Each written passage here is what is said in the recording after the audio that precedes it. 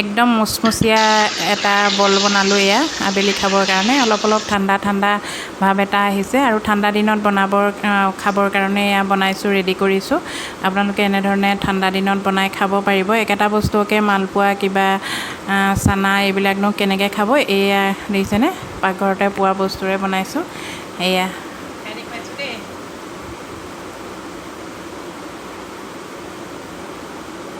কি ক'ব আৰু নিজে বনাই নিজে শলাগি আছোঁ ইমানেই বেছি ভাল লাগিছে নহয়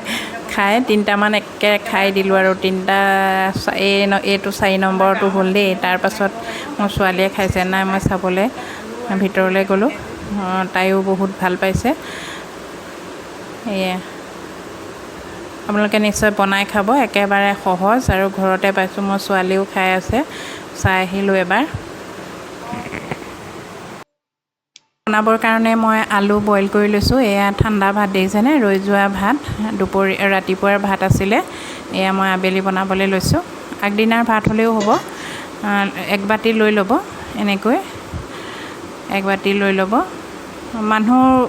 কিমান হয় সেইটো চাব পিঁয়াজ আৰু কেঁচা জলকীয়া কাটি লৈছোঁ 3টা আলু লৈছোঁ সিজাই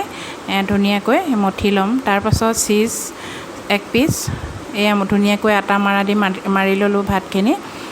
তাৰপাছত আলু আৰু ভাতখিনি ধুনীয়াকৈ মঠি ল'লোঁ এয়া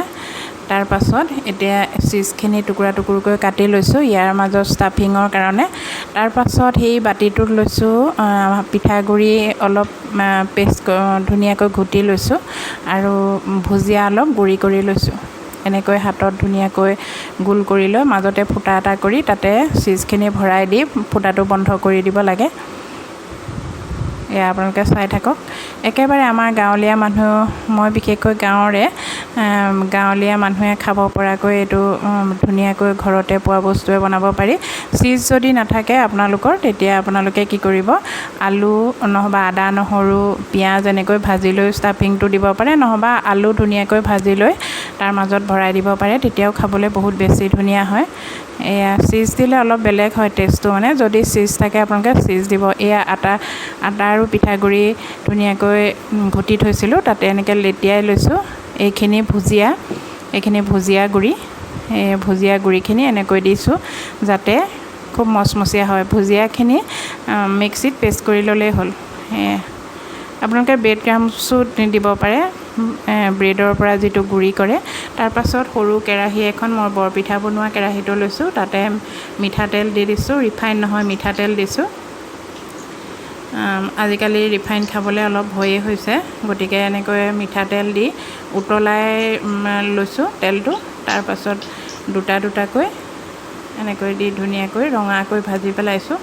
আৰু পাৰিলে আপোনালোকে কাটা চামুচেৰে ফুটা কৰি ল'ব এয়া হৈ গ'ল দেখিছেনে